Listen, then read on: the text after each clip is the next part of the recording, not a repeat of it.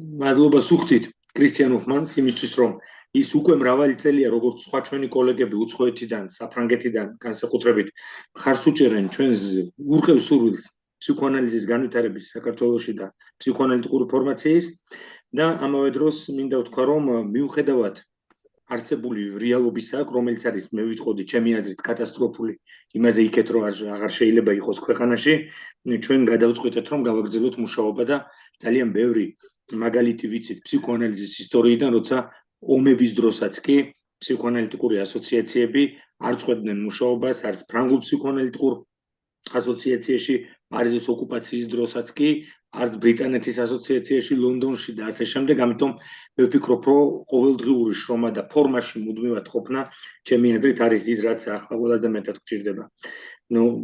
ეს არის ერთი სიტყვით, რაც მინდოდა მეთქვა, ამიტომ რაც შეეხება დღევანდელ ჩვენ სემინარს, მას გაუძღვება, მას ქვია La mise en logique du fantasme, ესე იგი, ფანტაზმი დაუქვემდებარო ლოგიკას. და სავარაუდოდ ეხება ჟაკ ლაკანის სემინარს, რომელსაც კრისტიან ჰოფმანი კითხულობს ჩვენს მცირე ჯგუფში საფრანგეთში, რომელსაც ქვია ფანტაზმის ლოგიკა. თქვენ მას კარგ ჩვენ ვიცნობთ ჩვენს კოლეგას ჰოფმანს, ის იყო საქართველოშიც იმოგზაურა, მრავალჯერ ყოფილა ჩვენთან მოწვეული ზუმითაც. ის არის ფრანგი ფსიქოანალიტიკოსი, ფსიქიატრი, ყოფილი დიდროს უნივერსიტეტის აწუկო Université de Paris. Cité. Paris-Cité. საპატიო პროფესორი არის, რომელიც ხელმძღვანელობდა წლების განმავლობაში სადოქტორო კვლევების სკოლას ამ უნივერსიტეტში, იყო ხელმძღვანელი განყოფილების ფსიქოანალიზი და ფსიქოპათოლოგია და ამავე უნივერსიტეტის ვიცე-პრეზიდენტი და პედაგოგიური საბჭოს ხელმძღვანელი. და ხელმძღვანელობდა ლაბორატორიას ფსიქოანალიზი, მედიცინა და საზოგადოება და მას აქვს ძალიან დიდი წვლილი დღეს საფრანგეთში ლაკანიანური და ფსიქოანალიტიკური მოძრაობის განვითარებაში შეტანილი და არის ცნობილი ფსიქოანალიტიკოსების მოსწავლე, რომელთა შრომებსაც დღეს ის როგორც ამ მემკვიდრეობას უფრთხილდება, გამოსცემს და ასე შემდეგ.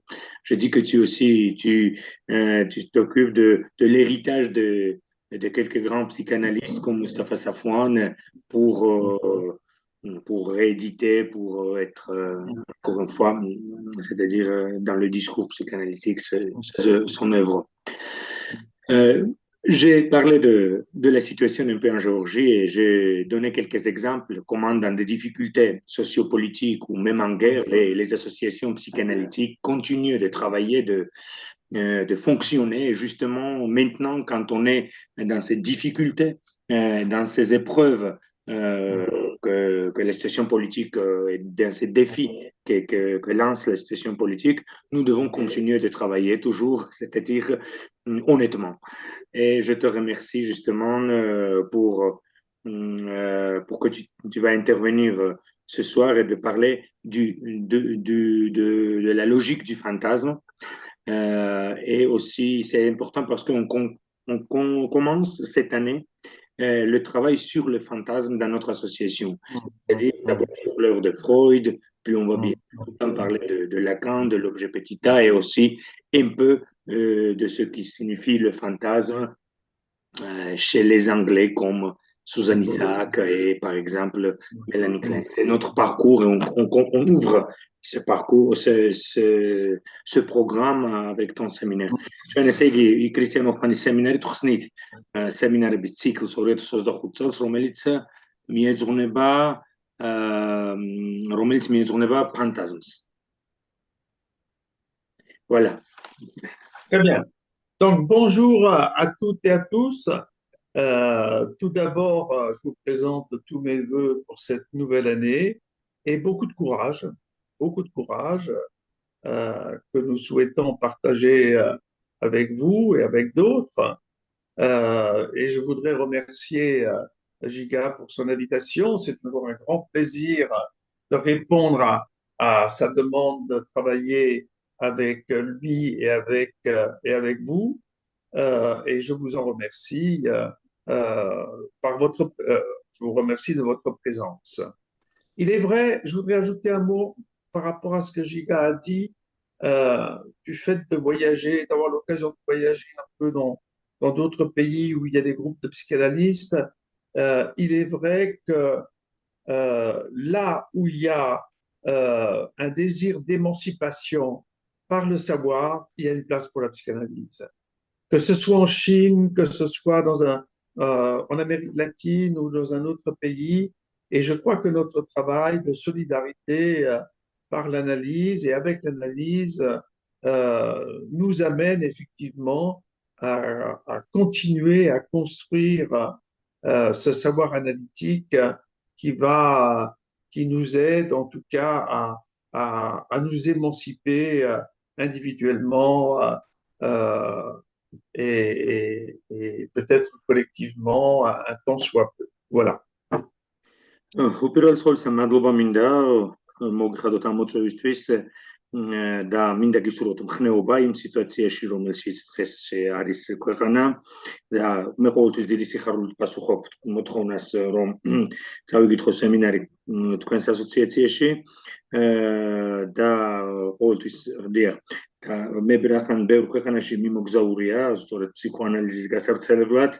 შეიძლება ითქვას ჩემი დაკვირვებიდან გამომდინარე, რომ იქ სადაც არის ემანსიპაციის სურვილი, ცოდნის გავრცელების, ფსიქოანალიტიკური ცოდნის გავრცელების გზით, ყოველთვის არის ადგილი ფსიქოანალიზის და ჩვენი სამუშაო არის სოლიდარული ამ სურვილისა დაფუძნდეს ფსიქოანალიტიკური სკოლა და ემანსიპირდეს ფსიქოანალიტიკური საზოგადოებები და მთლიანად კოლექტივი. Et comme vous le savez, juste la question de l'émancipation et donc de la démocratie se pose aujourd'hui dans tous les pays du monde et notamment en Europe également. და აქვე მინდა დავამატო, რომ ემანსიპაციისა და დემოკრატიის საკითხი პრობლემატიკა დღეს დგას მთელ მსოფლიოში და მათ შორის ევროპაშიც ესე იგი არ არის დაცული ეს ყველაფერი. Alors faisons ce que nous pouvons faire, mettons-nous au travail. Donc aujourd'hui je vais vous parler du séminaire de Lacan sur la logique du fantasme et notamment de ce qu'il a appelé la mise en logique du fantasme. დღეს ვისაუბროთ ლაკანის სემინარზე, რომელსაც ქვია ფანტაზმის ლოგიკა და სადაც ლაკანი ცდილობს მიზან ლოჟიკ შეიძლება ვთანხმოთ ფანტაზმი დაუქვემდებაროს გარკვეულ ლოგიკას. Christian, excuse-moi, je vais apporter les... Oui, d'accord. Pour entendre mieux.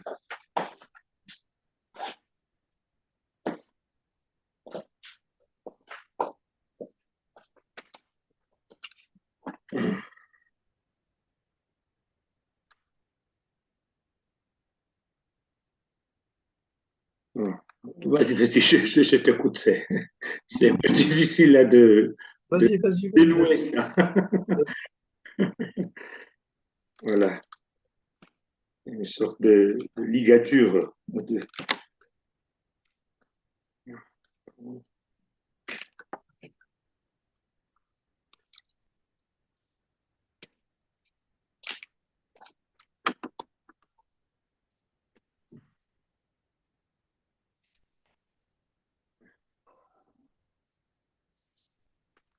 Excuse. Voilà. Alors, comme nous sommes des praticiens et des psychanalystes, nous nous posons forcément la question de l'orientation de notre pratique. Et Lacan, dans ses séminaires, juste dans ses derniers séminaires, parle souvent de sa pratique et nous permet d'y entendre et d'y trouver une orientation lacanienne de la cure psychanalytique. Oui. რადგანაც ჩვენ ვართ ფსიქოანალიტიკოსები, რა თქმა უნდა, ჩვენთვის უმნიშვნელოვანესია ფსიქოანალიტიკური პრაქტიკის საკითხი და ლაკანი თავისი შემოქმედების განმავლობაში ცდილობს, რომ ამ პრაქტიკას გარკვეული ორიენტაცია. მიკროფონი გამორთეთ, მიკროფონი. რომ ამ პრაქტიკას გარკვეული ორიენტაცია შეძინოს, რომელსაც შეიძლება უწოდოთ ლაკანიანური ორიენტაცია. უცე ორივე საჭიროა ჩემი აზრით. გამორთეთ მიკროფონი, იკაცრავთ. voilà. Ah non, non, c'est Christian. Je coupais Christian, je pense. გამორთო, გიგა.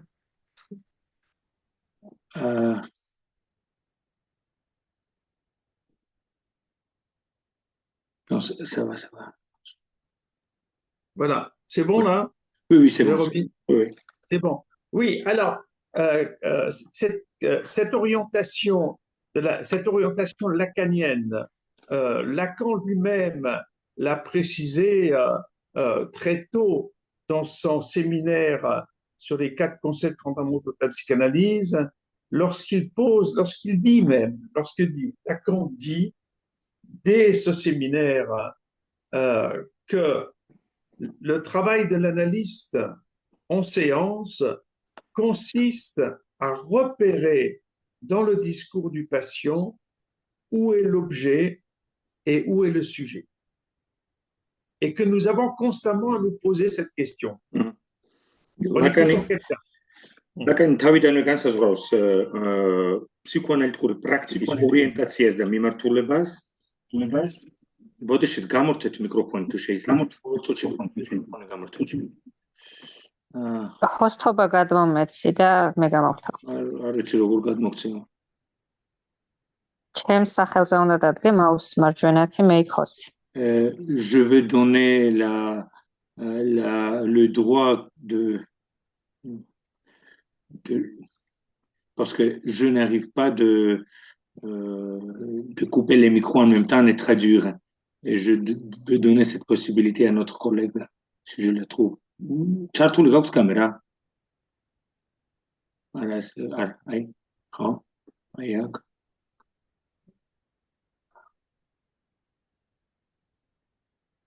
აი, გადმოგეცეს პოსტურა თუ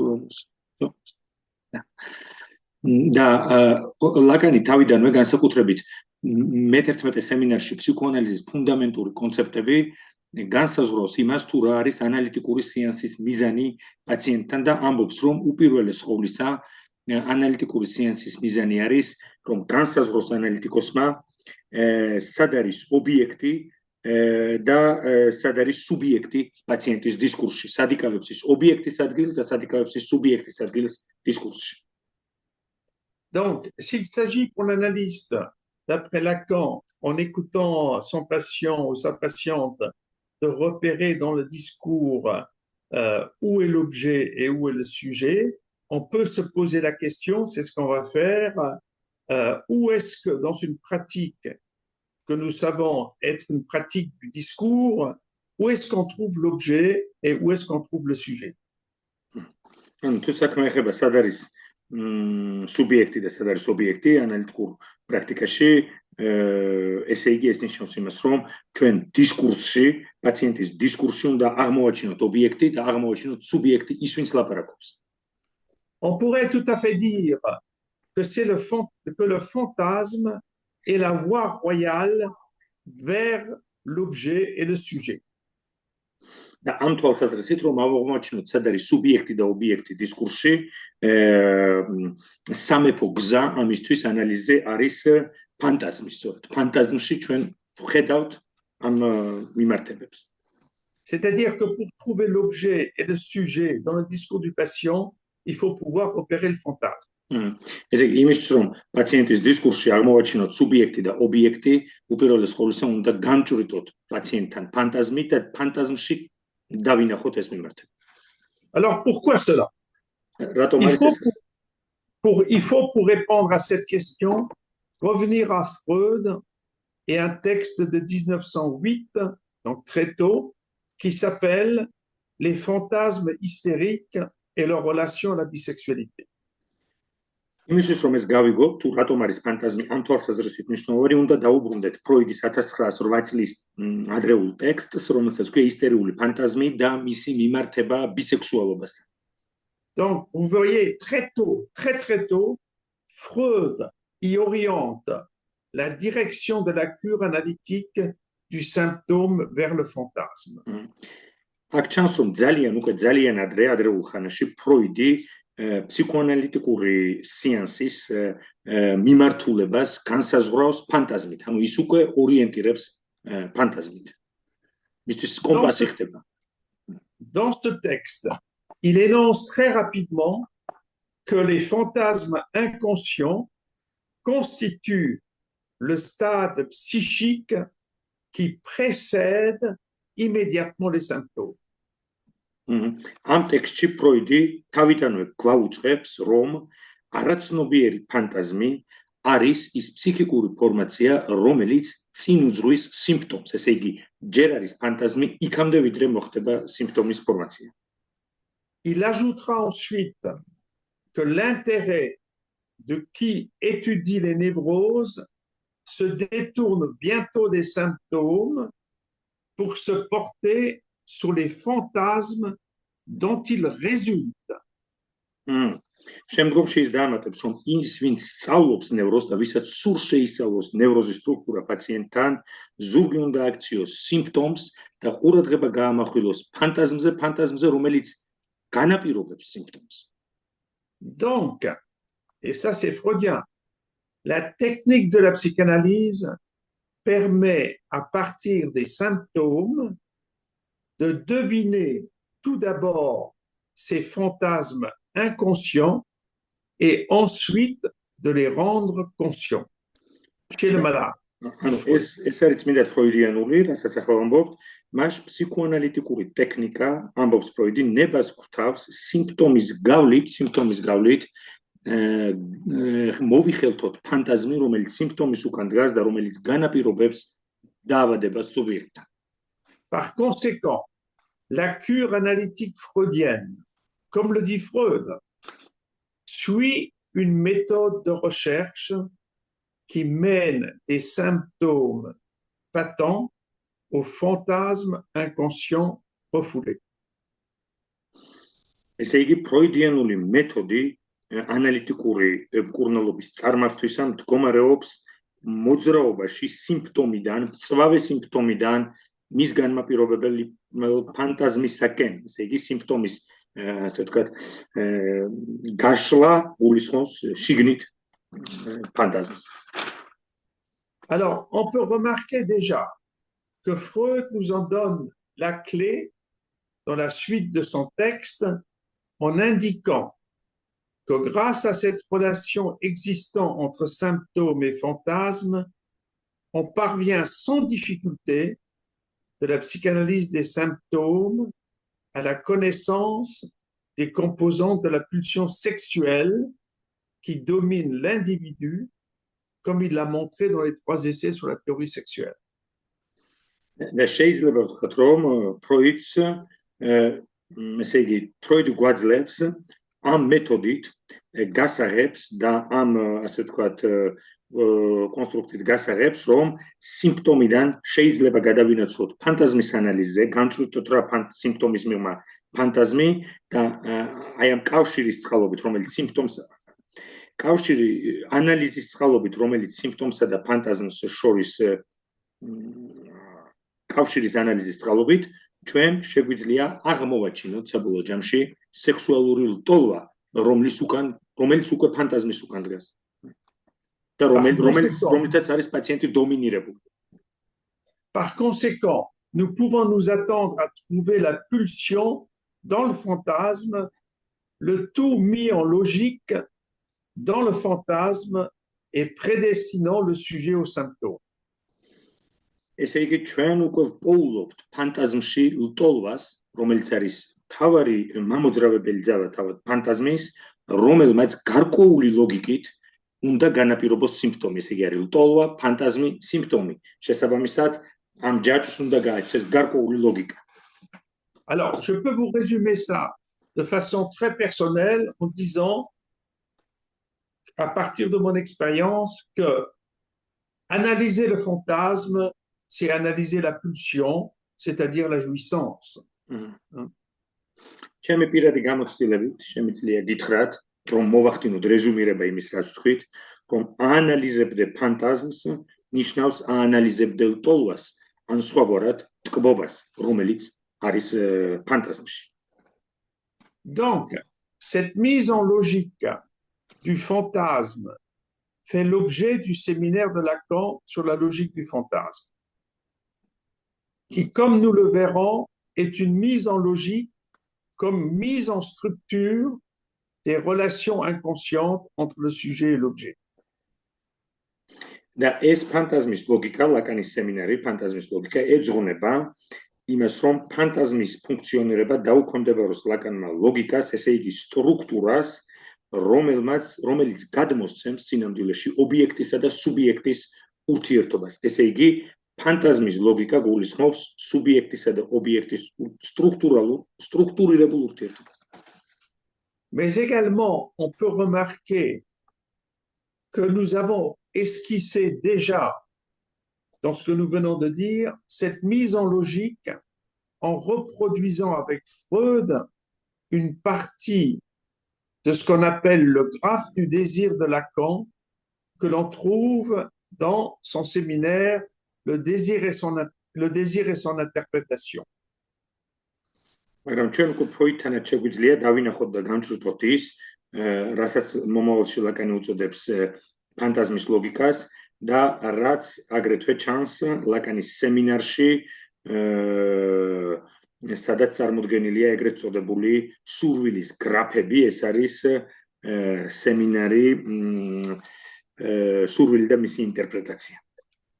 C'est-à-dire que dans ce fameux graphe du désir de Lacan, vous pouvez tout à fait lire la relation entre la pulsion et le fantasme, d'une part, à savoir que la pulsion, surtout l'objet de la pulsion, que Lacan va appeler l'objet petit a, se retrouve dans le fantasme et que le fantasme détermine le symptôme. Donc, on a déjà une étape de la structuration psychique ou de structuration psychique et de la logique psychique de la subjectivité humaine.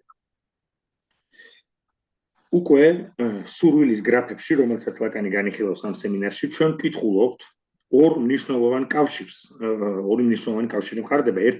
ერთის მხრივ კავშირი ტოვასა და ფანტაზმს შორის და მეორეს მხრივ ობიექტსა და ფანტაზმს შორის, ობიექტს, რომელსაც ლაკანი უწოდებს პატარა ობიექტს აღნიშნავს პატარა 10, objet petit a.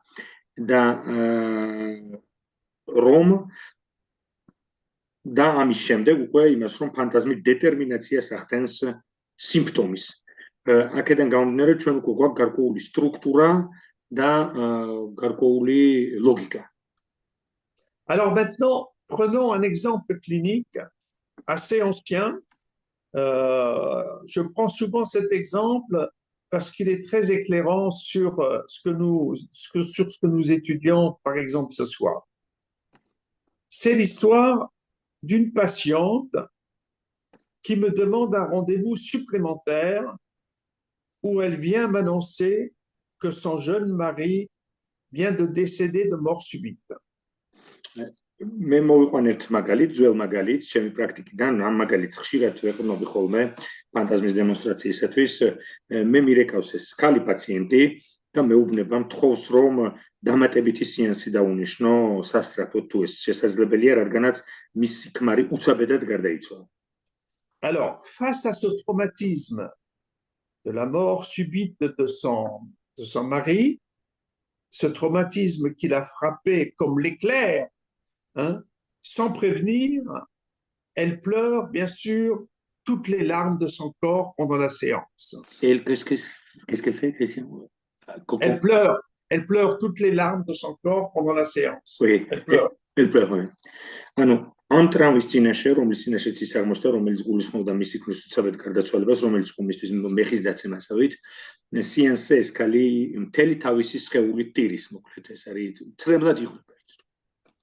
Alors, pendant cette séance, après un certain temps de pleurs, c'est important les pleurs dans ces cas-là, c'est toujours important, mais c'est important dans ces cas-là que l'analyste se soumette aussi d'une certaine façon à la douleur liée à la mort de quelqu'un, quoi. Hein? და ეს მნიშვნელოვანია ზოგადად ანალიზზე ტირილი და განსაკუთრებით ამ მსგავს შემთხვევებში და აგრეთვე მნიშვნელოვანია ისიც, რომ ეს ცრემლები პაციენტის ანალიტიკოს ამავე დროს აძლევს შესაძლებლობას თვითონაც გარკვეულ თვალსაზრისით გაიაზროს ტკივილი, რომელსაც პაციენტი შეიძლება გრძნობდეს. Je lui demande alors, après un certain temps, ce qui l'a fait le plus souffrir dans ce qui vient de se passer de tragique pour elle.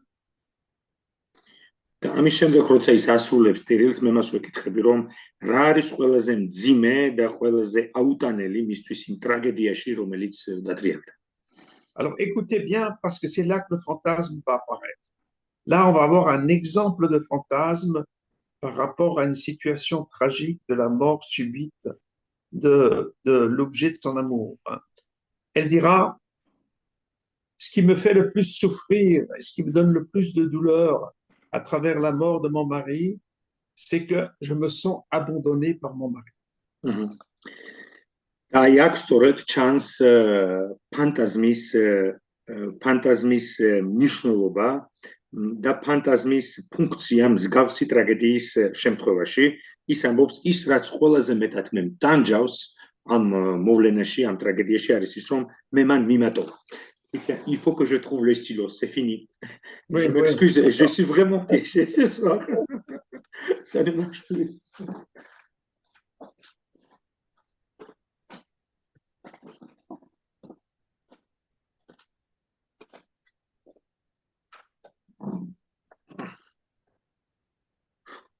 Oui, donc vous voyez là, Lacan le dira plus tard dans son séminaire, le fantasme, c'est une phrase. Le fantasme, souvent, c'est une phrase. Et la phrase du fantasme ici, c'est « Mon mari m'a abandonné ». და ლაკანი ხშირად ამბობდა, რომ ფანტაზმი არის ერთი ფრაზა, ის შეიძლება ერთ ფრაზაში გამოიხატოს და ფანტაზმის ფრაზა ამ შემთხვევაში ჟღერს შემდეგნაირად ჩემმა ქმარმა მე მიმატოვა. La première chose qui m'est venue à l'esprit à ce moment-là, lorsqu'elle m'a dit ça, était la suivante. Je me suis dit, elle pleure dans son fantasme d'abandon. და პირველი რაც თავში მომივიდა ამ დროს იყო ის, რომ ის დასტირის საკუთარ მიტოვების საკუთარ ფანტაზმს. ის არის პროცესში გამოიტიროს საკუთარი ფანტაზმი. Maintenant, si on veut faire une lecture psychanalytique de cette séance, on s'aperçoit de plusieurs choses importantes parce que ce sont justement des points structurants. Უფრო ღრმად რო წავიკითხოთ ce cas justement que tu nous donnes, c'est ça, cet exemple. On reste sur cet exemple. Oui. Alors je peux continuer si tu veux. Je veux dire, je vais faire une lecture sur plusieurs points justement de ce fantasme. შეიძლება სხვადასხვანაირად ეხლა ვეცდები განსხვავებულად და განსხვავებული კუთხით დავინახოთ ეს მაგალითი, ეს უბრალო კლინიკური მაგალითი. წავიკითხოთ სხვანაირად. Prenons d'abord la question de la mort. Alors la mort subite en plus, sans prévenir, et la mort est notre maître absolu. C'est ce que disait Hegel, et Lacan et nous-mêmes, nous sommes tout à fait d'accord que la mort est notre maître absolu. Et la mort est notre maître absolu parce que c'est un réel. La mort est un réel qui frappe immanquablement sans prévenir. C'est un maître absolu. Il frappe, on ne sait pas quand est-ce qu'il va frapper, on sait qu'il va frapper, on ne sait pas quand est-ce qu'elle va frapper, mais on sait qu'elle va frapper, donc c'est un maître absolu. C'est un réel absolu. პირველ რიგში საქმე ეხება ამ შემთხვევაში სიკვდილის საკითხს. ესე იგი, ყველაფერს განვიხილავთ ფანტაზთან მიმართებაში ამ მაგალითს. სიკვდილის განსაკუთრებით უცაბედი სიკვდილის საკითხს. სიკვდილი არის ის, რასაც ჰეგელი და ლაკანის ხშირად იმეორებს ამას, არის აბსოლუტური მეტრი, le maître absolu, აბსოლუტური ბატონი.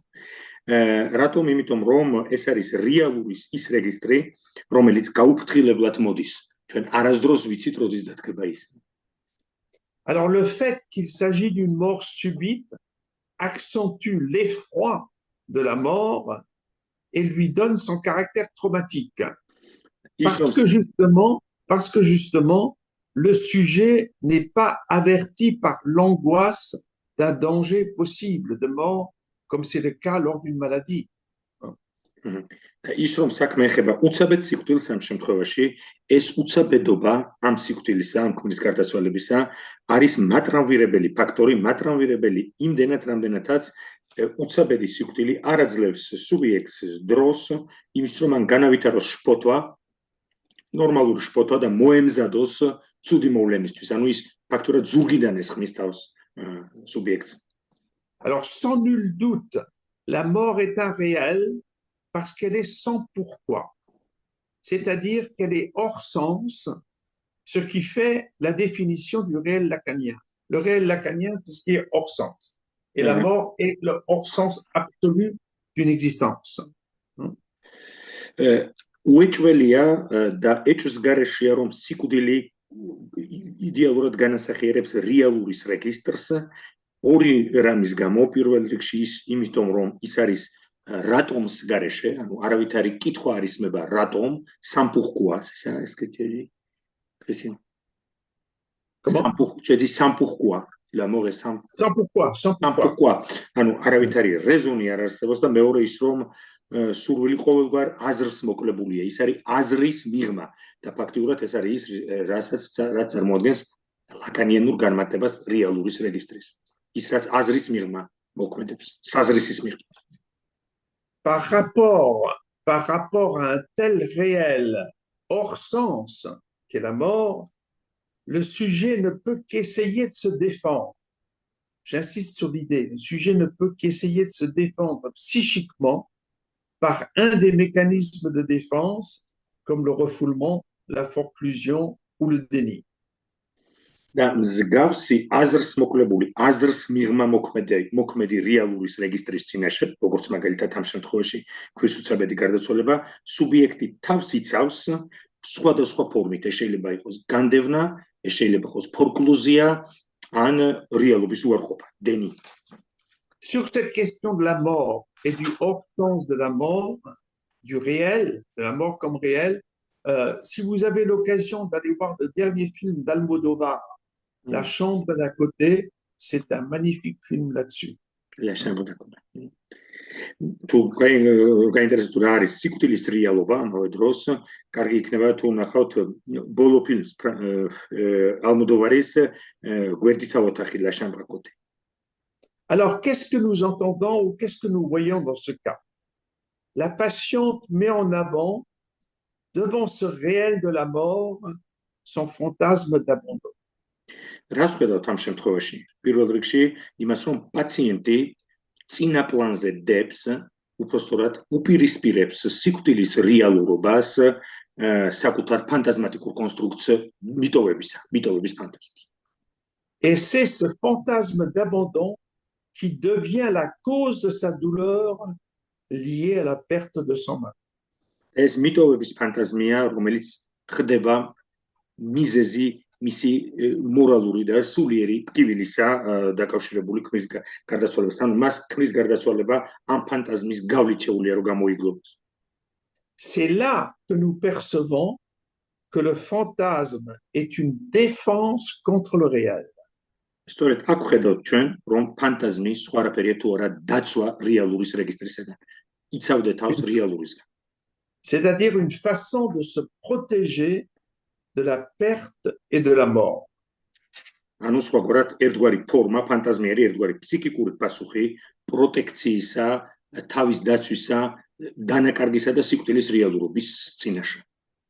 Ce que Lacan énonce très bien dans son séminaire sur l'angoisse déjà, en disant que le fantasme est une fenêtre sur le réel. ლაკანი აცხადებს თავის სემინარში, რომელსაც ქვია მეათე სემინარში შფოთვა ანგოას, რომ ფანტაზმი არის ფანჯარა, რომელიც გადის რეალობაზე, კი don sur le réel, ესე იგი სარკმელი, რომელიც იყურება რეალურზე, რეალობაზე კი არა, sur le réel, რეალურზე. Ce qui veut dire que notre rapport au monde, comme le disent les philosophes, qui parlent du rapport au monde comme représentation, comme le philosophe Schopenhauer, que Freud aimait beaucoup, hein? Eh bien, notre rapport au monde passe par la fenêtre de notre fantasme. Nous voyons le monde, ce qu'on appelle la Weltanschauung, notre vision du monde n'est qu'une fenêtre, hein, sur le réel, c'est-à-dire un fantasme. რას ნიშნავს ეს თუ არა იმას, რომ ჩვენი დამოკიდებულება, ჩვენი ურთიერთობა გარე სამყაროსთან რეპრეზენტაციით არის გაშუალებული, როგორც ამას შოპენჰაუერი ამბობდა, ჩვენ გვაქვს არა რეალურ სამყაროსთან ურთიერთობა, არამედ მის რეპრეზენტაციასთან, შოპენჰაუერი, რომელსაც ფროიდს ესოდენ უყვარდა, ფაქტიურად ჩვენ შეიძლება ვთქვათ, რომ ჩვენი დამოკიდებულება სამყაროსთან გადის აი ამ ფანჯარაზე, ფანტაზმის სარკმელზე, ფანტაზმის პრიზმაზე, რომლიდანაც ჩვენ უყურებთ რეალობას. C'est-à-dire que le fantasme nous donne une représentation du réel, du monde. ფანტაზმი გვაძლევს სამყაროს როგორც რეალურის რეპრეზენტაციას. ის არის მხოლოდ და მხოლოდ რეპრეზენტაცია რეალურის. Ce qui pose la question, est-ce que nous sommes capables, est-ce que même c'est envisageable que l'on puisse parler autrement de notre relation aux autres et au monde qu'en parlant de notre fantasme? ეს უკვე swams კითხვას, საერთოდ შესაძლებელია თუ არა ვილაპარაკოთ ჩვენს დამოკიდებულებებზე გარე სამყაროსთან, დამოკიდებულებებზე და ურთიერთობებზე სხვებთან ფანტაზმის გარეშე, ფანტაზმის პრიზმის გარეშე. არის კი შესაძლებელია. Est-ce qu'il y a une sortie possible du fantasme vers le réel, justement? C'est la question de Lacan jusqu'à la fin de sa vie. ლაკანის თავის ცხოვრების ბოლომდე ლაკანი სვამდა ამ კითხვას, რომ შესაძლებელია კი გამოსვლა ფანტაზმიდან და დანახვა რეალურის ფანტაზმის გარეშე. საერთოდ არის კი შესაძლებელი. D'où l'idée, pas fausse d'ailleurs, que le fantasme est un scénario imaginaire, certes, mais avec une logique symbolique qui pointe vers un réel toujours hors sens et hors représentation. დიახ, მართალია რომ ფანტაზმი არის მართლა წარმოსახვითი სცენარი, წარმოსახვითი სცენოგრაფია, რომელიც სიმბოლურად არის სტრუქტურირებული და პუანტ, ესე იგი, იჭერს რეალურის რეგისტრს თავის თავში, ესე იგი, თუ შეიძლება ის თქვას, მობოჭავს რეალურის რეგისტრს. Donc, cet aspect défensif, névrotique du fantasme nous amène à nous poser la question de l'existence possible ou pas d'un autre rapport au réel. On sait que Lacan faisait du réel une valeur de vérité. Da მიღმა ფანტაზმის დაცვითი და ნევროტული ფუნქციის მიღმა, რომელზეც ჩვენ ვისაუბრეთ, არის კი შესაძლებელი სხვა ფორმით ურთიერთობა რეალურის რეგისტრთან თუ არა ფანტაზმის გავლით. რეალურის რეგისტრთან, რომელიც ლაკანისთვის არის სინამდვილე, ერთგვარი სინამდვილე, აუტანელია თავის. Alors, par rapport à cette question, qu'est-ce que l'analyse peut dire? Ce que l'analyse peut dire, et elle le dit depuis Ferenczi jusqu'à maintenant, que dans une analyse, le voile du fantasme se lève un peu, c'est-à-dire qu'on arrive un peu à analyser le fantasme et peut-être à le traverser à partir du moment où le sujet a le sentiment ou exprime le sentiment qu'il est dans un mensonge, ou qu'il vit un mensonge, ou qu'il a une parole mensongère dans l'analyse. და რა შეიძლება თქვას ანალიზმა ფანტაზმზე თუ არა ის რომ შანდორ ფერენციდან მოყოლებული დღემდე ანალიზი არის ანალიზის წყალობით შესაძლებელია ვუალ ფანტაზმის ფარდა ფანტაზმის საფარი მოხსნათ პაციენტის ფსიქიკურ რეალობას და ცხოვრებას და ეს არის ის მომენტი როდესაც პაციენტი გრძნობს და აცნობიერებს რომ ის ცხოვრობდა ტყუილში ოღონდ არა ამ სიტყვის მორალური დაგებით რომ ყველაფერი რაც მან აქამდე თქვა ან რაც მას აქამდე სჭირდა იყო სხვა არაფერი თუ არა მანსონჟ ფრანგულად ნიშნავს ტყუილსაც და ამავე დროს შეიძლება ვისთარგმნოთ როგორც ერთგვარი არარეალური ცრუ კონსტრუქტი. C'est ce qui peut nous expliquer, par exemple, que quelqu'un qui arrive à la fin d'une vie déjà bien remplie peut avoir l'impression à la fin de sa vie d'être passé à côté de sa vie. Pourquoi? parce qu'il a pendant toute sa vie, il n'a fait qu'autre chose que vivre son fantasme et il n'est jamais sorti de son fantasme. Il n'est jamais sorti de soi, d'une certaine façon. Hein? და სწორედ ეს რაც ზემოთ თქვით, გასაგებს ხდის ზოგიერთი სუბიექტის, ზოგიერთი ადამიანის განცდა სიცოცხლის ბოლო წლებში, რომ ცხოვრებამ გვერდით ჩაუარა. იმდენად, რამდენადაც ადამიანთა უმრავლესობა ცხოვრობს მთელი ცხოვრება საკუთარ ფანტაზმში, ისე რომ არასდროს ხვდება რეალობას, ესე იგი, ვერასდროს აღწევს თავს ფანტაზმს, სხვაგვარად რომ თქვა, საკუთარ თავს. Alors, je vais vous lire très rapidement ce que dit Ferenczi déjà, ce que disait Ferenczi. Ferenczi disait « Le névrosé ne peut être tenu pour guérir tant qu'il ne renonce pas au plaisir de la fantasmatisation inconsciente, c'est-à-dire au mensonge inconscient. »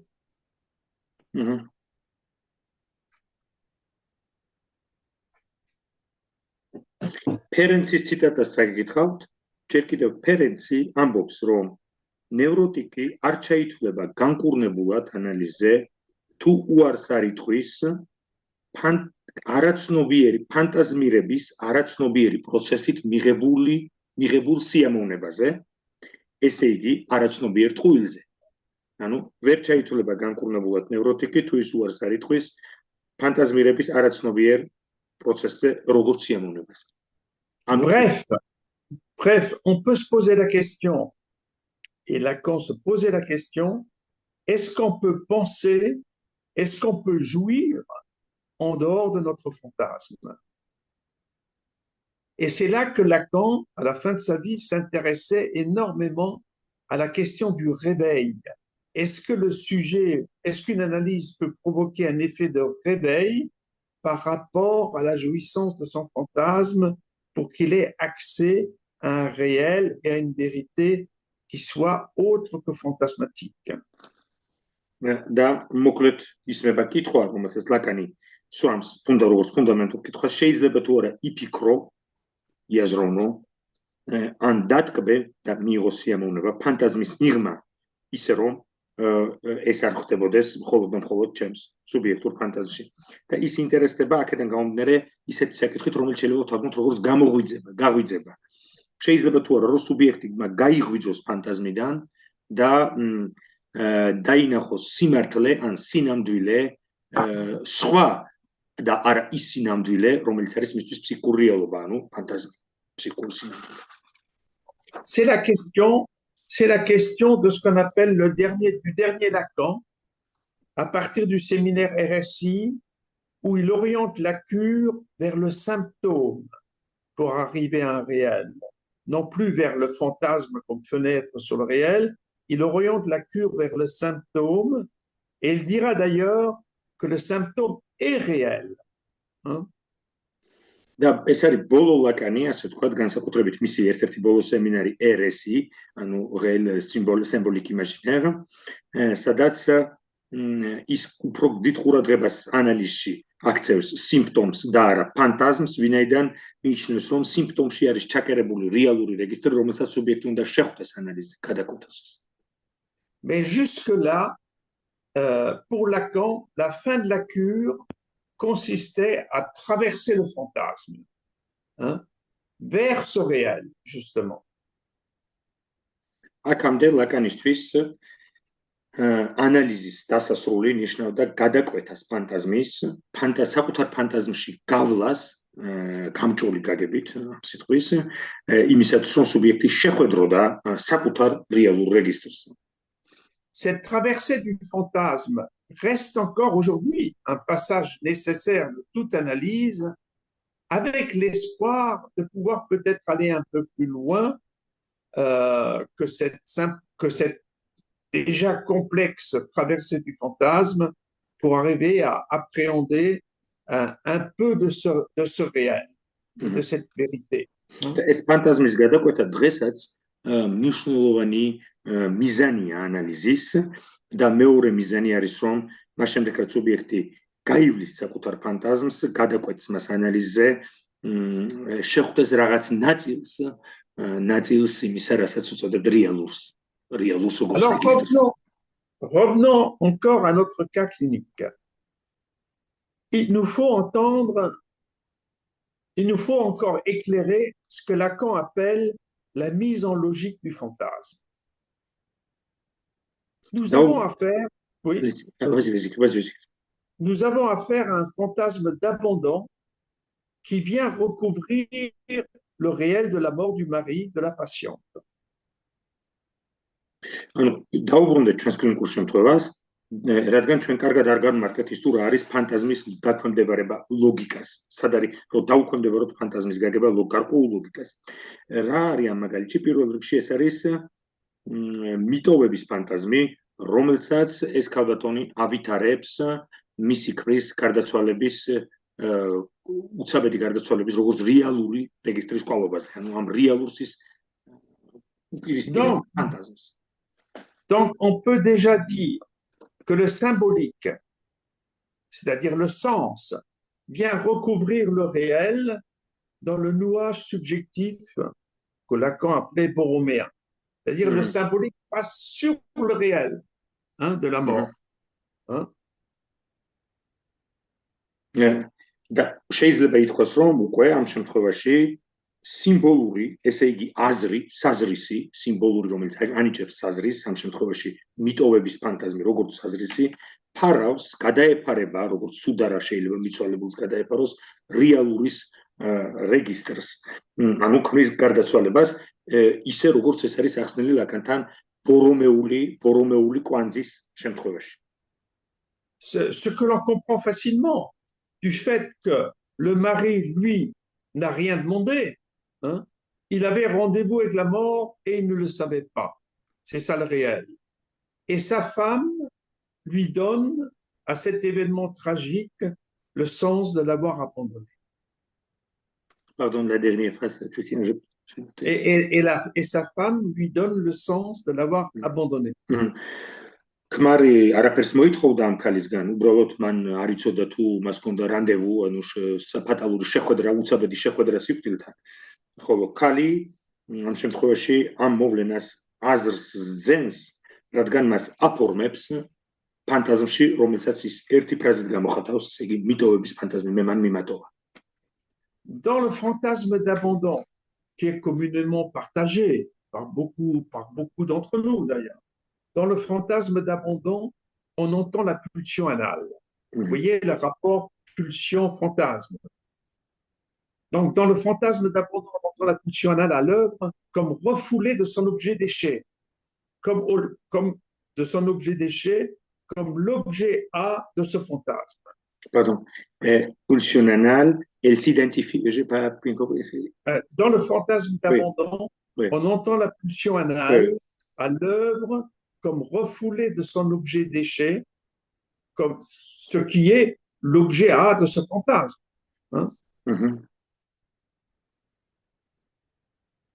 და ამ მიტოვების ფანტაზმის მიღმა ჩვენ ხედავთ ამავე დროს რომელიც ამდენად გავრცელებულია მიტოვების ფანტაზმი, მიგდების, მიტოვების ანალურ ტოლვას, რომელიც და აქ ჩვენ გადავედით იმ საკითხზე, როდესაც თქვით, რომ ფანტაზმი განუყოფელ კავშირშია ტოლვასთან, რომლის ობიექტიც არის რაღაც რაც უნდა მოშორდეს და იქნეს განდევნილი და რაც უნდა იქნეს გადაგდებული. დეშე არის ნაგავი, ნარჩენი ან განავალი, როგორც ანალური, ფეკალური მასა, როგორც ანალური ობიექტი. ესე იგი მიტოვების ფანტაზმი საკუთარ თავში მოიცავს ანალურ ტოლვას.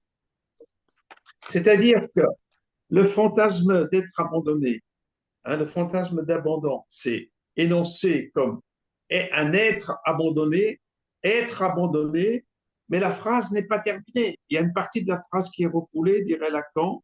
Dans le refoulement, c'est souvent une partie de la phrase qui manque, que l'interprétation doit rajouter à la phrase. Ce qui fait qu'un fantasme d'abandon peut s'interpréter comme être abandonné comme un déchet. C'est-à-dire qu'on interprète par la pulsion refoulée le fantasme d'abandon. ანუ მიტოვების ფანტაზმის ინტერპრეტაციას ვახდენთ ტოლვის ინტერპრეტაციის გავლით. მიტოვების ფანტაზმი იყო მიტოვებული, როცა ამბობს ადამიანი იმიტომ რომ მე მან მიმატოვა, ეს არის შეიძლება ითქვას დაუსრულებელი ფრაზა, რადგან ფრაზის მეორე ნაწილი არის უკვე განდევნის ობიექტი, ანუ განდევნილია და ფსიქოანალიტიკური ინტერპრეტაცია გულისხმობს შეწყვეტილი ფრაზის დასრულებას. მაგალითად, მე მან მიმატოვა სამი წერტილი როგორც ნაგავი, როგორც დეშე, ანუ ნარჩენი, როგორც ანალური ობიექტი. Comme objet anal. Une identification avec l'objet anal. Oui, c'est ça. C'est ça. C'est l'objet anal, oui. ანუ ის ვინც მიტოვების ფანტაზმს გადის გლოვაში იდენტიფიცირებულია ანალურ ობიექტთან, როგორც მიტოვებული. Alors vous voyez, comme je le disais au début, lorsque Lacan pose la question où est l'objet dans le discours du patient, eh ben c'est là qu'il est l'objet. L'objet, là, pour cette patiente, c'est l'objet anal qui prédomine sa subjectivité, et notamment à travers le fantasme d'abandon. L'objet, c'est l'analyste le repère. Hein, dans le fantasme, être abandonné comme une merde, quoi. Hein, en sachant que la merde, c'est l'objet refoulé de la pulsion anale. ჩვენი თვით რომ განავალი ფექალური მასა არის ანალური ტოლვის განდევნილი ობიექტი, ანალური ტოლვის განდევნილი და როდესაც ლაკანი ამბობს რომ ფანტაზმის გავლით უნდა გავიგოთ თუ სად არის სუბიექტი და სად არის ობიექტი, ჩვენ ხედავთ ამ პაციენტის დისკურსში და მის ფანტაზმში რომ ის იდენტიფიცირდება ანალურ ობიექტთან, ესე იგი ობიექტი არის იქ, სადაც არის ანალური ობიექტი ამ პაციენტის შემთხვევაში. Alors vous voyez, on a trouvé l'objet. On a l'objet dans la main. Enfin, façon de parler, hein. On a trouvé l'objet, où est le sujet maintenant? Hein? აქ შეიძლება ითქვას, რომ ჩვენ ვიპოვეთ ობიექტი, რა, ობიექტი ხელში გვაქვს მოხელტებული, მაგრამ სად არის სუბიექტი? Et c'est là qu'il y a quelque chose de tout à fait étonnant que la psychanalyse lacanienne a mis en lumière, c'est que le sujet de l'énonciation, hein, on distingue, vous savez bien, la division du sujet, c'est diviser la division entre l'énoncé et l'énonciation. Donc le sujet de l'énonciation ou le sujet de l'inconscient, celui qui énonce le fantasme, eh ben ce sujet-là est identifié à cet objet anal. Il y a une identification inconsciente du sujet de l'inconscient à l'objet anal. Ça, c'est la chose la plus radicale que j'ai entendue dans la psychanalyse.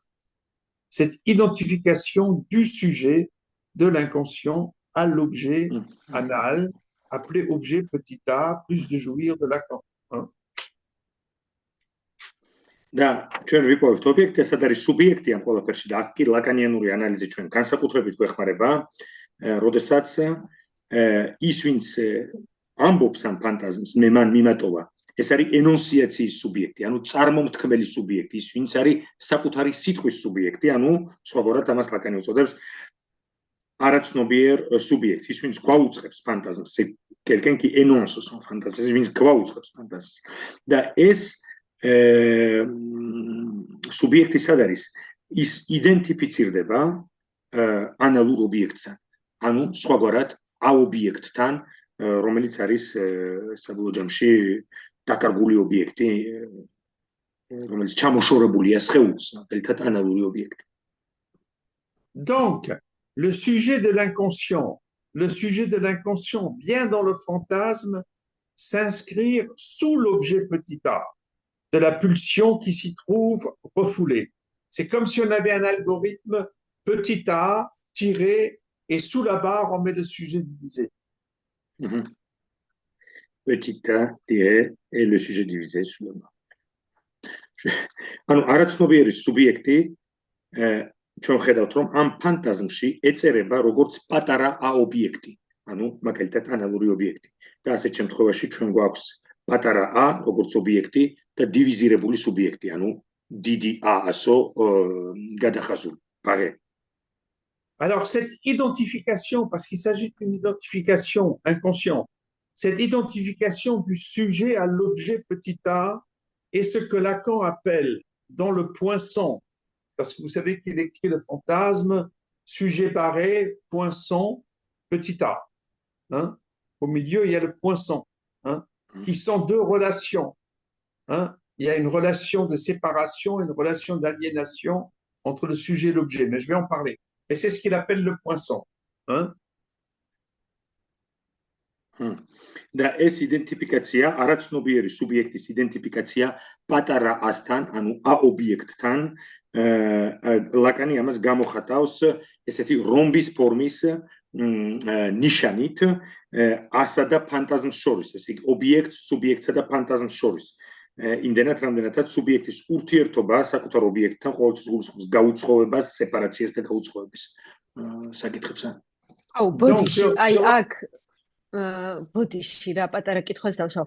ანუ ამ შემთხვევაში ობიექტი არის ანალური ობიექტი, ქალი არის სუბიექტი, რომელიც იდენტიფიცირდება ანალურ ობიექტს. სწორედ, დიახ, სწორედ. მადლობა. Donc, je reprends pour bien préciser ça. Cette identification du sujet à l'objet petit a est ce que l'on appelle dans le point, est ce que Lacan appelle dans le poinçon du fantasme. Qui est entre le sujet et l'objet, c'est ce qu'il appelle l'aliénation.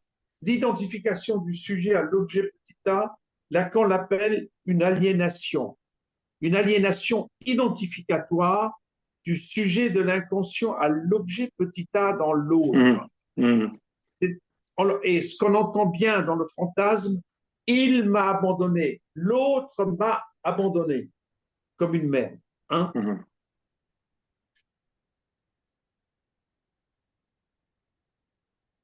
ანუ ეს იდენტიფიკაცია, სუბიექტის იდენტიფიკაცია პატარა ასთან, რომელიც არის გაშუალებული აი ამ პუანსონ, რომბის ნიშნით, ეს გულისხმობს რას, რომ სუბიექტსა და ობიექტს შორის ურთიერთობა შესაძლებელია ფანტაზმის გავლით. ესე იგი, რომ ეს ურთიერთობა არ შეიძლება იყოს პირდაპირი და უშუალო.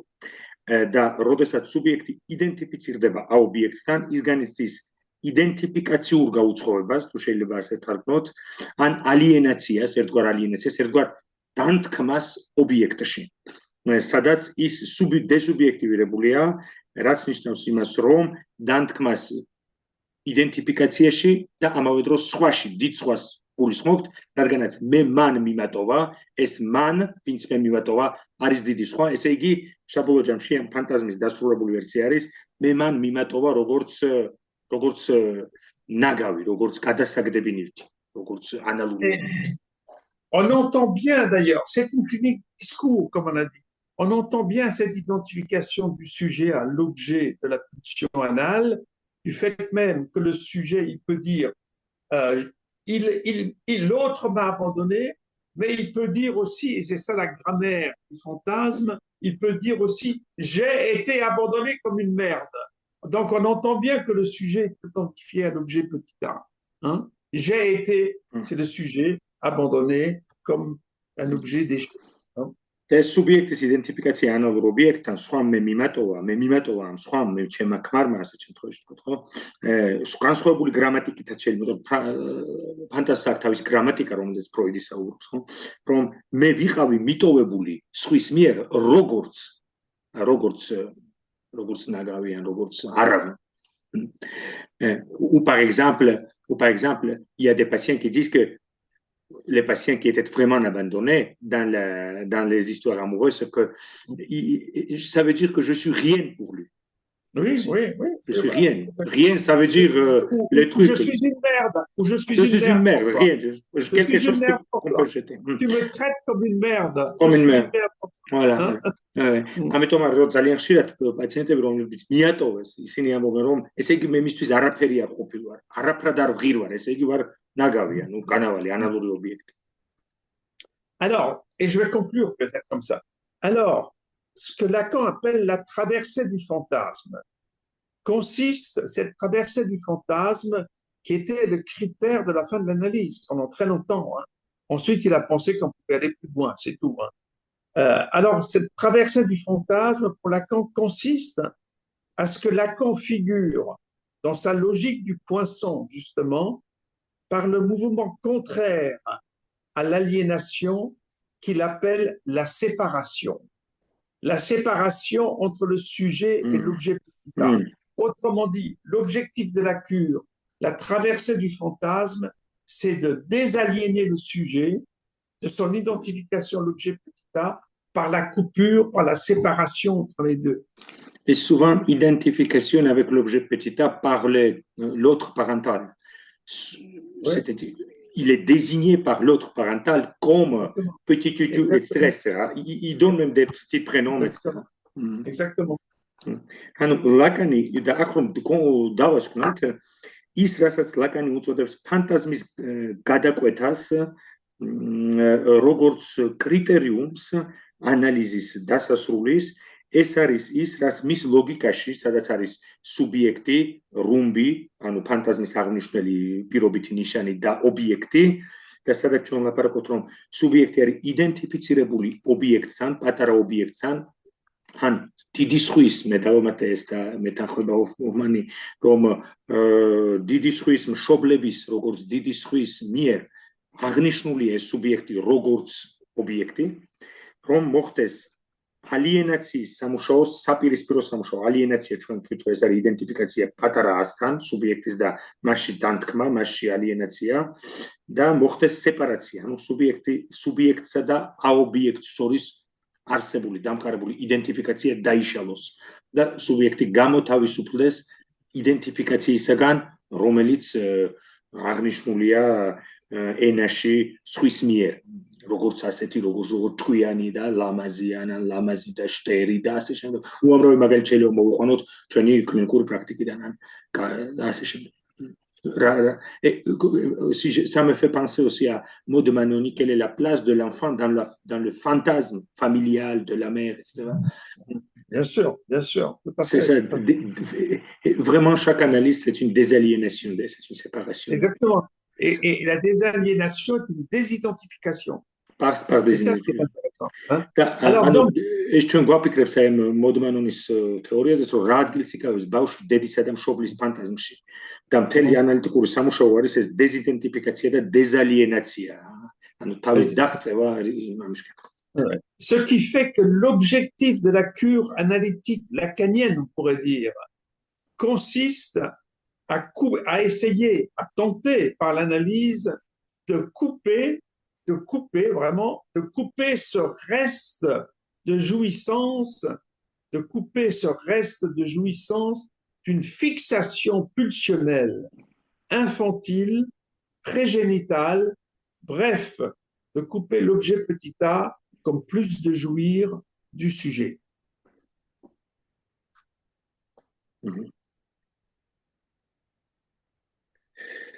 Plus de jouir.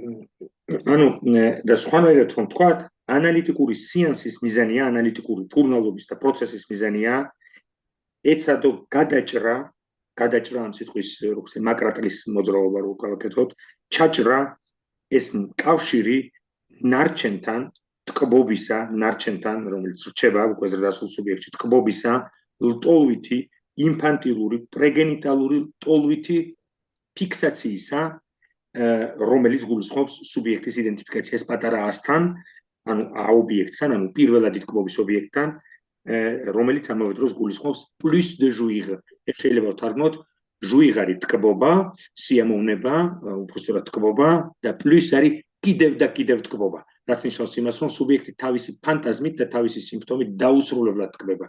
და ანალიზის მიზანია ჩაჭრა, ესე იგი coupure. J'ai fait un geste très castrateur. On fait ça de manière beaucoup plus douce pendant des mois et des années. C'est pas ça. Exactement. Mais Freud disait déjà très simplement dans les 3 essais, il disait que la névrose est une fixation infantile à une pulsion prégénitale et que la cure consistait à faire sauter cette fixation,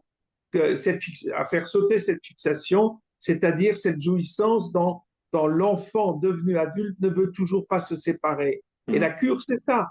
Et Lacan a mis en logique, et c'est là qu'on voit que Lacan a mis en logique Freud. და სწორედ ფროიდის იდეა, რომ ნევროზი სხვა არაფერი ეს არის განსაკუთრებით შესავალი ფსიქონაში ლექციებში არის ეს, რომ ნევროზის სხვა არაფერი თუ ფიქსაცია, პრეგენიტალური ფიქსაცია ტოლვაზე, პრეგენიტალურ ტოლვაზე და ის რომ ამ ფიქსაციით მიღებულ ტკბობაზე უარს არ ამბობს ინფანტილურ, ასე ვთქვათ, პრეგენიტალურ ინფანტილურ ფიქსაციაზე აღარ ამბობს ზრდასრული სუბიექტი უარს და მისთვის ანალიტიკური სეანსის მიზანია რომ სუბიექტმა დათმოს ეს ფიქსაცია პრეგენიტალური ფიქსაცია ტოლვაზე ის რასაც შემდგომში ლაკანი უწოდებს ტკბობას სხვაგვარად თუ ვიტყვით ეს არის ლაკანის ის რაც ჩვენ ვთქვით ლაკანმა გარკვეულ ლოგიკას დაუქვემდებარა. On peut tout à fait dire, alors, pour conclure d'ailleurs, on pourrait tout à fait appeler cela, on pourrait plutôt dire que ce qu'on appelle l'émancipation du sujet, l'émancipation inconsciente d'un sujet consiste à traverser ce plan de l'identification dont nous avons parlé, ce plan de l'identification à l'objet pulsionnel, et c'est là que vient ta question, cette identification de l'objet pulsionnel qu'il était dans le désir d'enfant de sa mère. Pardon, je n'avais pas entendu, Christian. C'est-à-dire que l'émancipation inconsciente du sujet consiste à produire la coupure de l'identification inconsciente à l'objet pulsionnel qu'il était dans le désir d'enfant de sa mère.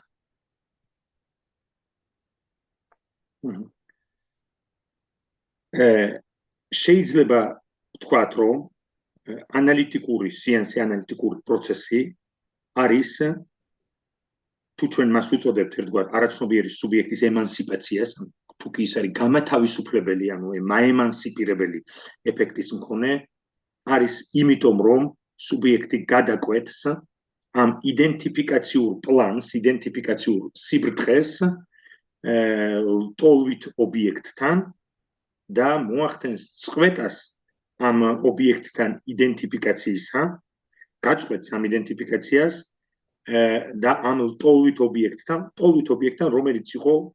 რომელიც ეწერებოდა მისი დედის სურვილში. ანუ საბოლოო ჯამში სუბიექტი იდენტიფიცირებულია ლტოლვით ობიექტთან, რომელიც არის დედის ლტოლვის ობიექტი. C'est ce que Freud, et je terminerai là-dessus, c'est ce que Freud résume dans sa fameuse proposition qui résume, à mon avis, toute la psychanalyse, lorsqu'il dit, comme ça a été traduit par Lacan, là où j'étais l'objet petit a de l'autre maternel, virgule, c'est-à-dire je dois advenir comme sujet. Là où j'étais l'objet petit a de l'autre maternel, je dois advenir comme sujet. On peut ajouter avec le dernier Lacan, au-delà du fantasme.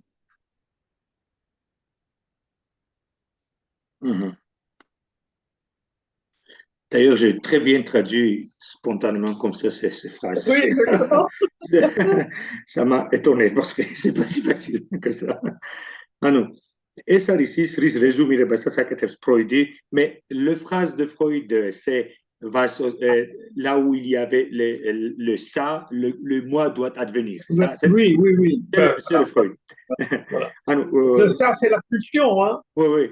Შეიძლება ვნახოთ, რომ ფროიდის ფრაზა, რომელთაც ის რეზუმირებს მთლიანად ფსიქოანალიზს, ფროიდის ფრაზა არის ეს, რომ იქ სადაც იყო იდი, მე უნდა რეალიზდეს, მაგრამ ლაკანი ამ ფრაზას უფრო რთულად და უფრო ღრმად წარმოადგენს და ის ამბობს, რომ იქ სადაც მე ვიყავი პატარა ა ობიექტი, დედის პატარა ა ობიექტი, როგორც სხვისი ობიექტი, მე როგორც სუბიექტი უნდა განხორციელდე.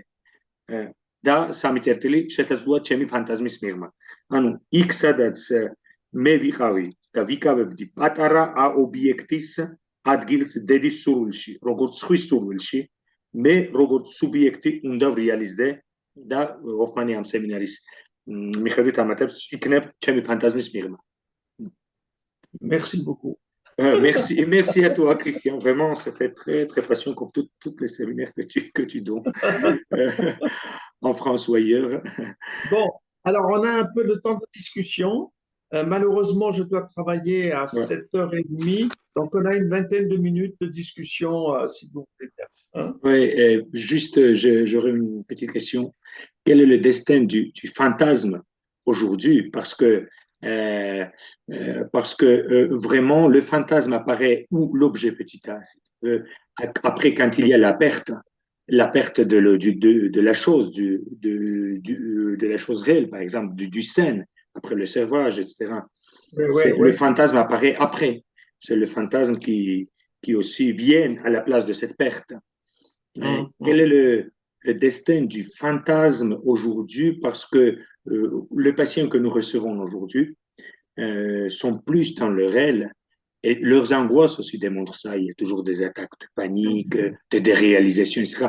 On a l'impression qu'on est face à cet objet sans cette protection fantasmatique. Il y a le moment quand le fantasme fait défaut. Et d'un côté, au sens classique, le but de la cure, c'est de traverser ce fantasme, alors qu'il y a beaucoup de patients avec qui nous devons construire le fantasme. Et ça, son expression, son énonciation au niveau de la parole. Je vais traduire ma question. Ჩემი კითხვა არის, რომ დღეს ჩვენ ცხოვრობთ ეპოქაში, როდესაც ჩვენ ხედავთ სუბიექტებს, რომლებიც ფანტაზმი იბადება როდესაც რეალური ობიექტი იკარგება, მაგალითად, როდესაც დედამ მოიწყვეტს ბავშვს ზუსტად იბადება ფანტაზმირება მკერდზე, პირველადი ფანტაზმები და ასე შემდეგ. ესე იგი, ფანტაზმი დაკავშირებულია ობიექტის დანაკარგთან, ობიექტის დანაკარგის ადგილზე მოდის ფანტაზმი.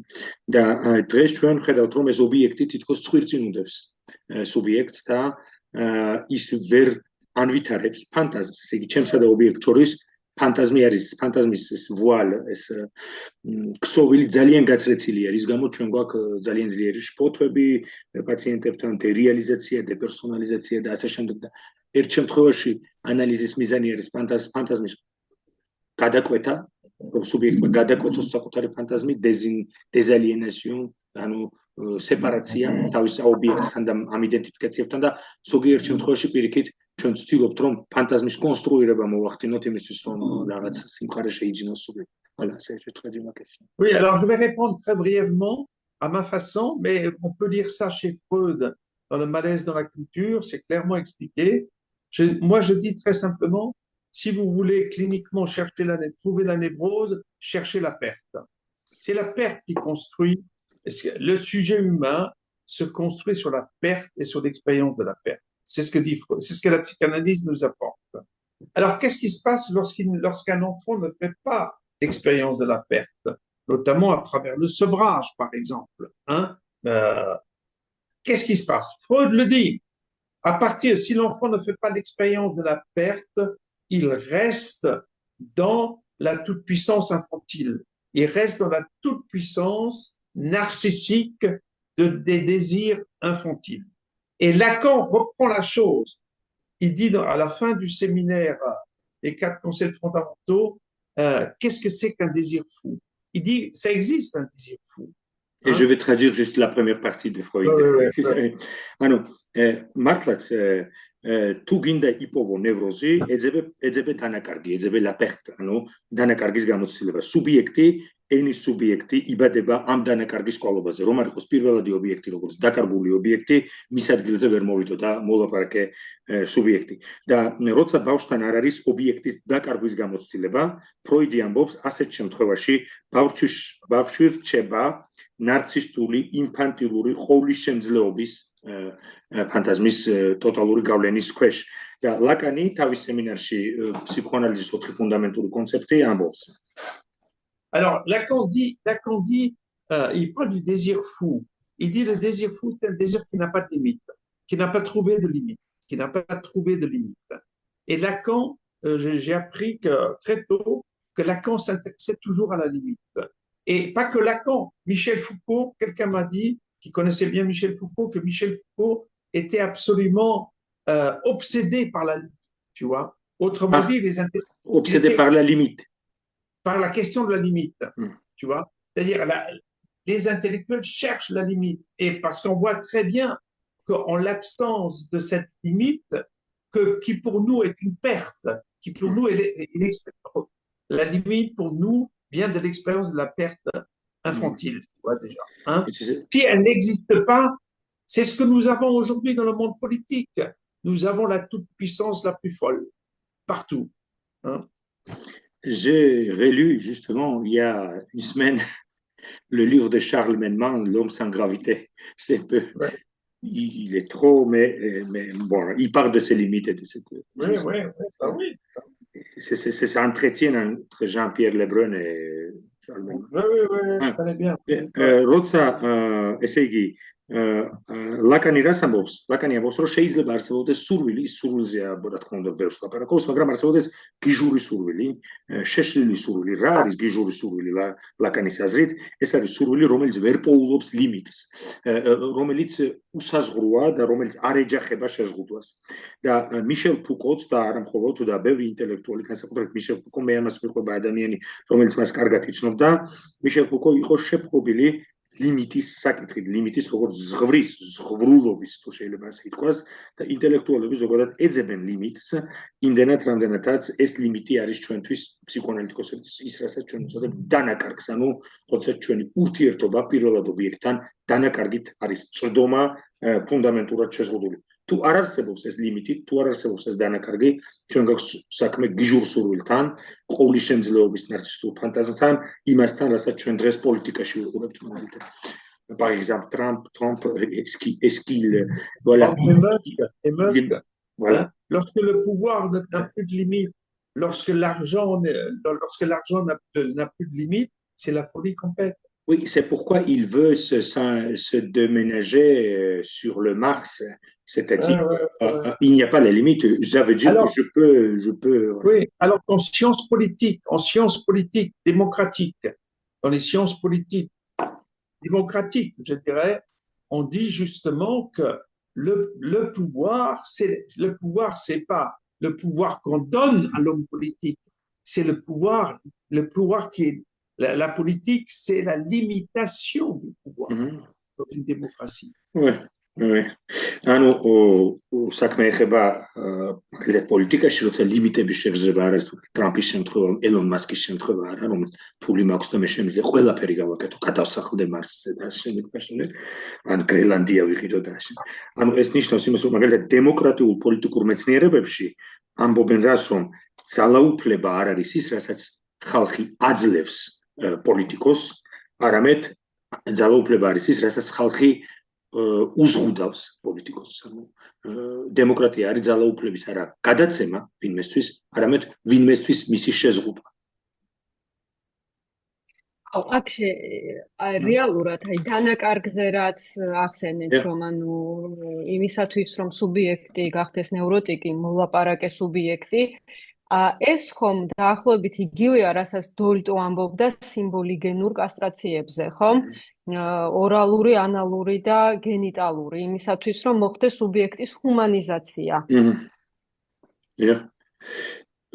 Christiane, est-ce qu'on peut parler quand on parle de ce perte, quelle est la différence quand même par rapport à la conception de Françoise Dolto quand elle parle de castration symboligène, castration orale, anale, génitale, qui humanise le sujet? Oui, alors ça c'est une question qui est importante dans l'histoire de la psychanalyse. En deux mots, il y a depuis Freud, il y a eu deux conceptions de la castration. Il y a la conception de Mélanie Klein, il y a la conception d'Abraham et de ses élèves, Mélanie Klein et d'autres, jusqu'à Dolto, qui pensaient que la castration se construisait par l'accumulation des expériences de perte prégénitale. Castration orale, castration anale, etc. C'était une conception du temps de Freud. Je vais traduire, c'est très bien parti. ეს არის ძალიან მნიშვნელოვანი კითხვა, რომელიც შეიძლება უპასუხოთ ფსიქოანალიზის ისტორიის პრიზმიდან, რომ ფსიქოანალიზის ისტორიაში არსებობს ორი კონცეფცია კასტრაციის, ერთი კონცეფცია არის კლაინიანური, რომელსაც მიყვება კლაინი, აბრაჰამი კლაინი და მათ შორის დოლტოც, რაც ნიშნავს იმას, რომ კასტრაცია არის პატარ-პატარა კასტრაციების აკუმულაციით შედეგად მიღწეული საბოლოო ჯამში სიმბოლოგენური მდგომარეობა. Et c'est-à-dire que dans cette conception, on arriverait à la phase génitale c'est-à-dire à une sexualité adulte, génitale, qu'en accumulant les expériences prégénitales de castration. Am კონცეფციის მიხედვით გენიტალურ ფაზაზე გადასვლა, ანუ ზრდასრულ სექსუალობაზე გადასვლა შესაძლებელია მხოლოდ და მხოლოდ პრეგენიტალური კასტრაციების აკუმულაციის შედეგად. ანუ პრეგენიტალური კასტრაციების აკუმულაცია საბოლოო ჯამში და ინტეგრაცია გვაძლევს პასაჟის შესაძლებლობას გენიტალურ ფაზაზე, ანუ ზრდასრულ სექსუალობაზე. Alors, Anna Freud n'était pas d'accord avec cette conception de Karl Abraham déjà, et Lacan reprendra la chose en disant que pas du tout. La castration apparaît la castration au sens de l'entrée dans une sexualité adulte à la phase phallique apparaît avec le phallus, hein, avec le phallus dans le sens où ce que le sujet a à perdre pour avoir une sexualité adulte, ce n'est pas un objet comme le sein, un objet prégénital, c'est un objet symbolique. Et le phallus est une valeur symbolique. Et Lacan disait que ce n'est que rétroactivement, à partir de la phase génitale, hein, ce n'est que rétroactivement que les objets prégénitaux prennent une valeur de castration parce que ce n'est que rétroactivement qui sont recouverts par une valeur phallique. Et Freud avait déjà, sous la pression d'Anna Freud, avait déjà pris parti contre Abraham, hein, jusqu'à maintenant, on pourrait dire Dolto, sur cette première conception des différentes castrations. და სხვათა შორის ფროიდი ეწინააღმდეგება პოლთან დავიწყოთ მას აბრაჰამის და კლაინის კონცეფციას კასტრაციის, ის უფრო დგას ლაკანის კონცეფციასთან კასტრაციის.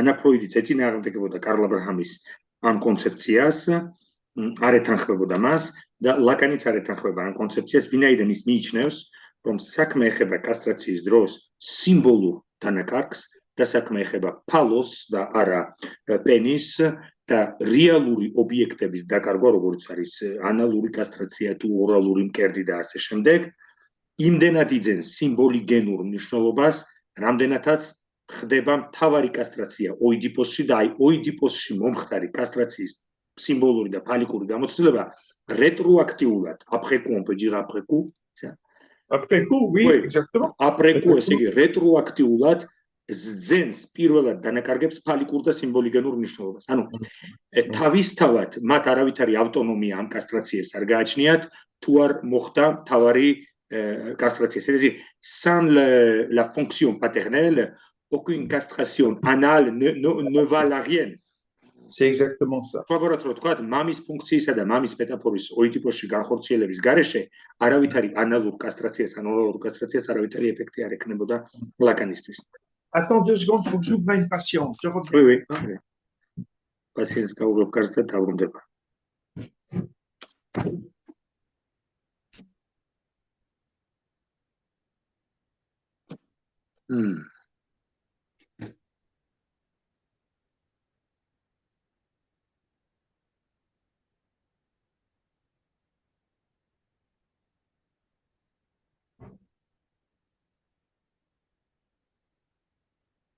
ანუ რეალურად თუ არ არის აქ მამის სახელი, ის პირველადი პატარ-პატარა კასტრაციები აბსოლუტურად კარგავს ყველანაირ მნიშვნელობას, რაც არ უნდა. ლაკანისთვის ვერ იძენს იმ კაპიტალურ მნიშვნელობას, თორემ საბოლოო ჯამში ალბათ ის მნიშვნელოვანი, რომ დედამ უარი უთხრაშოს ძუძუზე ერთი და 2 წლის ასაკში.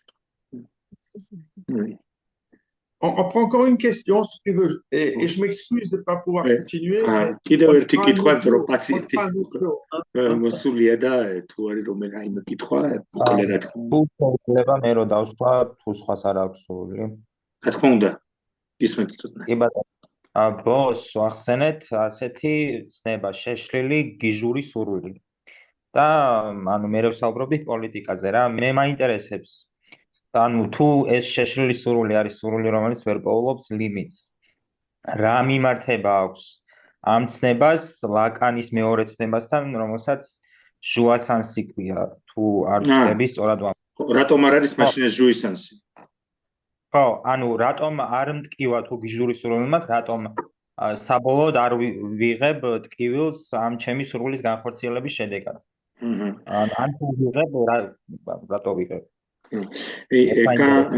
Quand tu parlais de cette idée de Lacan, du désir fou qui ne rencontre pas la limite, et en plus Lacan il parle toujours de la jouissance, quelle est la différence entre désir fou et la jouissance?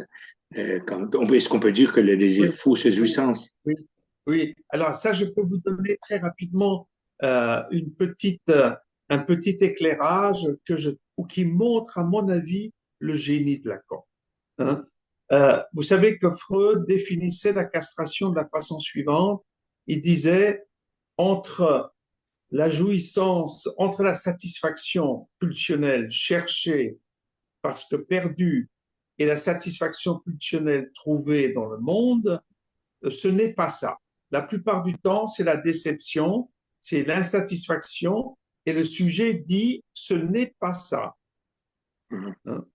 Ფროიდი ლაკანის გენია ეს კითხვა ლაკანის გენია ჩანს აქ რომ როდესაც ფროიდი ამბობს ფროიდის დეფინიციის მიხედვით სუბიექტის ინდივიდი ეძებს ტოლვით დაკმაყოფილებას რომელიც დაკარგა მან პირველადი კმაყოფილება რომელსაც ის იღებდა შეუზღუდავად და რომელიც დაკარგა ის მუდმივ ძიებაშია ამ დაკარგული ობიექტით როდესაც ის აღმოაჩენს მას ან გონია რომ აღმოაჩენს ყოველთვის საქმე ეხება გარკვეულ იმედგარცრუებას. სუბიექტი ამბობს, არა, ეს ის არ არის, რასაც მე ვეძებდი, სეპასა.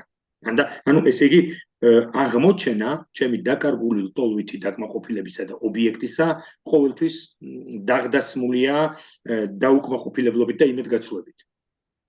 Et Lacan dira, dans le séminaire encore, Lacan reprend cette formule de Freud en disant entre la jouissance cherchée parce que perdue et la jouissance trouvée, ce n'est pas ça.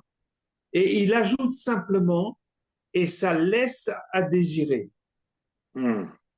Autrement dit, le désir se construit sur le manque que le sujet trouve dans l'insatisfaction de ses jouissances. Pardon, ce n'est pas ça, entre ces deux ça, ce n'est pas ça, et ça, c'est laisse à désirer. Et ça laisse à désirer. C'est une équivoque, ça laisse à désirer. C'est-à-dire que c'est l'insatisfaction des jouissances qui crée un manque, qui devient la cause du désir. Ლაკანი თავის სემინარში encore ამბობს რომ ტოლვას რომელიც დაკარგული კმაყოფილების გამოცდილების ძიებასა და ნაპოვნ ობიექტს შორის ძევს ის რომ ეს არ არის ის რასაც ვეძებდი ანუ აი ამ ორ რამეს შორის არის ce n'est pas ça ეს არ არის ის რასაც ვეძებდი ყოველთვის იმედგარცრუების კომპონენტი ანუ